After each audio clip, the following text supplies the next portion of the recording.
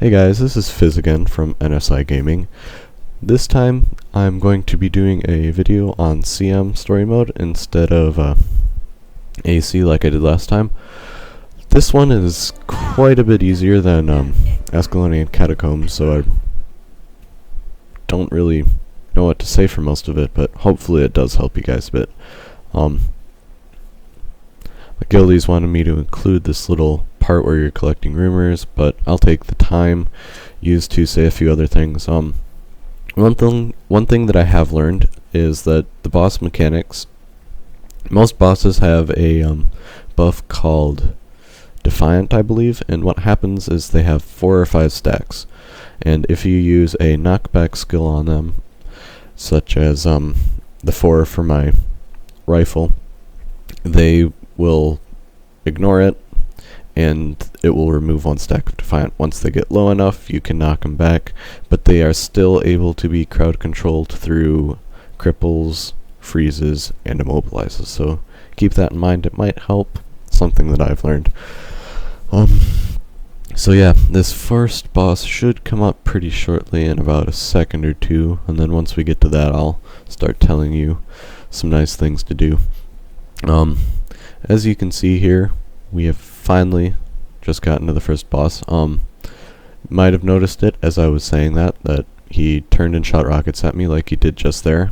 Try to avoid him. He'll shoot maybe like 3 or 4, so I timed it kind of bad there and paid for it. They deal a lot of damage. He also deals a lot of damage close up and melee range, so try to watch out for those. And this spinning flamethrower attack, there's not really much you can do to avoid that if you are closer to him. Like if you're a melee class or anything, you're not going to be able to really avoid it. Just make sure that you dodge the rockets, because those are what hurt the most. That's just kind of a little bit of extra gravy on top of his mashed potatoes. But as you can see here, just to kind of explain why I did that, I dropped that flame line or whatever so I could shoot through it and get burning, which you might think, yeah, whatever, burning, but it makes pretty sizable difference for DPS. And we made a big mistake here. We all grouped up to revive our one friend. I thought I could get in and use my invincibility, but turns out I couldn't do that. And I know I cut that, but I didn't want you guys to waste extra time seeing me go to the map. But rest assured, I did die there, so I'm not perfect. I apologize. But this is probably the hardest quote-unquote boss in this instance. Other than that, there's a lot of somewhat difficult trash mobs, but this is a fairly short and fairly easy instance compared to Ascalonian Catacombs. Might also be because we've ran instances before, so we know what's up, but I don't know. But that's the first boss for you, and I will cut it to the second one. And as you could see briefly, there's that sparkly trail. Follow the sparkly trail to the first boss. If you can't find it, then I don't know why you're playing this instance right now, and I would recommend you go back to the starting area. Not to be elitist, but it's not that hard to follow a sparkly trail.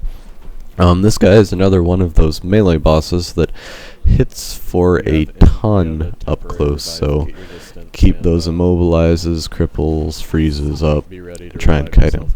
One thing that is fairly annoying about this fight that you might want to know that you'll learn eventually yourself, but I'm going to tell you right now because I'm nice. As you can see, all those couches and pedestals with faces, if you're a ranged damage or ranged support class, you have to be very, very, very careful about your positioning. I'm kind of aware that I didn't do so hot this fight. This was only my second time running it, and I still haven't mastered the whole positioning thing for my class. This game's only been out for like 2 weeks now, if even, so I apologize. But other than that, he's fairly tank and spank. You're gonna have to be careful if you're trying to kite him around and stuff, because you'll probably end up running into the couches. I did the first few times when I ran it the first time, but other than that, like I said, crowd control cannot be emphasized enough. And that's another combo field just for the extra burning and damage, which is always nice. But this run we ran 2 supporty guardians with condition removal, one of which was running a more damage support hybrid build. Our mesmer, I believe, was running single target and AoE damage. I was running crowd control mixed with damage and AoE conditions, and our guardian, no, I already said what our guardians were running. Our warrior was running a short bow for AoE and ranged, so he wouldn't get killed all the time, and a great sword. As you can see, once you get into the other side of this, once you get into this other room, you'll encounter a fairly large ambush. There's a few trash mobs in there that deal extra damage to you if you are moving, so you'll want to be fairly careful. If you can afford to stay still at a certain point in time, stay still.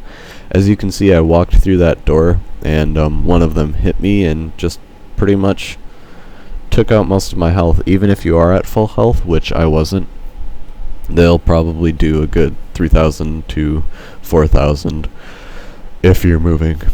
So, kind of hard. I'm not really sure any tactics that you can do to avoid this or mitigate it aside from trying to time your dodges right, which is a little difficult with their lack of animation beforehand.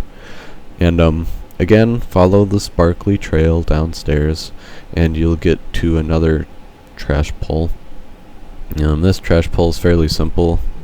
Can't quite see what's in there right now, but I have the bomber targeted and they'll do some pretty annoying AoE, and these inside instances are kind of a pain because, as you might see it a few times in this video, the camera angles get pretty bad at times and I try to adjust it and it just doesn't want to cooperate with me. But if you have a lot of single target damage, try and maybe focus one thing, call it out, say, hey, we want to kill this, take this down. If you have some AoE, it'll probably help. But other than that, there's little, maybe to no strategy that I've come up with for these trash pulls.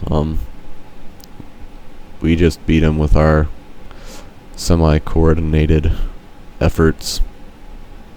Like, most of these fighters don't even have any special abilities to them aside from the fact that they run after you. So yeah, that's pretty much that for that trash pull. And if you're not sure what you have to do once you get to this, interact with the little glowy thingy in the corner and it'll open a secret passage. Like that. So, oh man, I thought I edited out all the parts where I was messing around with my inventory, but whatever. I'm not gonna go back and fix it now. I'm already like 10 minutes into my narration. Live with it. This boss is nothing really special about him, I don't think, aside from the fact that he poisons. Pardon me. Which you can read in the description, and he's melee. So, again, immobilizes and cripples, along with freezes, or chills, which I consider the same as cripples, will be very effective against him. Yeah. Also, if you're paying attention, you can make pretty nice use of his Defiant mechanic and time his knockback so that you get him knocked back when you want him to. And I believe, he'll also jump and teleport to you like he just did to me. I popped my get out of jail free card right there and got away from his immobilize, maybe. No. I got away from him. That's all that matters. But, like I said, keep away from them. Most of these bosses hurt pretty hard in melee range. Kind of unforgiving if you do get in melee range. And tank and spank. And then once you go down the passage, after a short cutscene, you'll pull these 3 hooligans. 2 of them deal more damage to you if you're moving. As you can see, I just lost 1,500 health or so in one shot.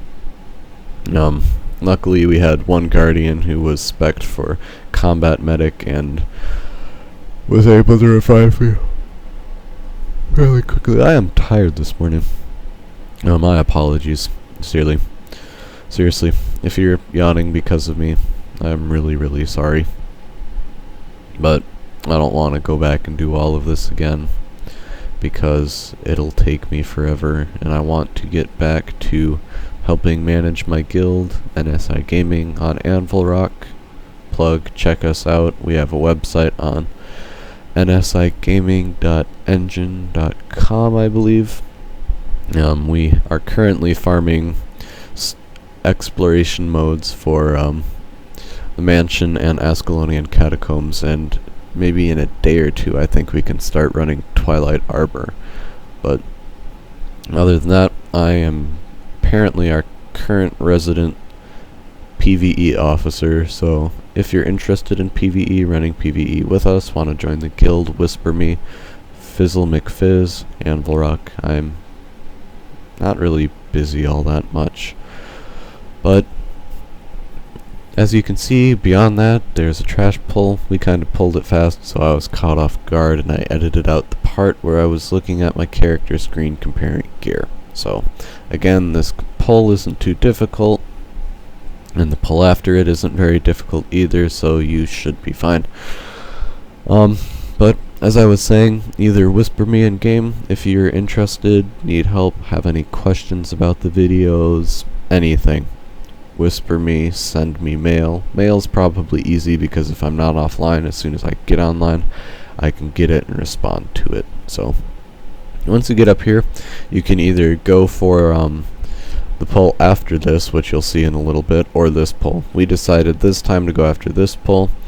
It's pretty much a bunch of weak trash dog pull things, and this guy, who's another one of those, deals more damage if you're moving. As you can see, he just took out a huge chunk of my health, which isn't cool.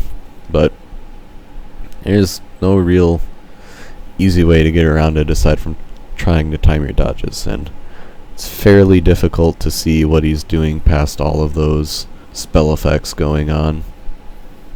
So after that, you get another pull up here, which is another one of those trash mixed with, oh, we're going to absolutely kick your butt if you're moving mobs.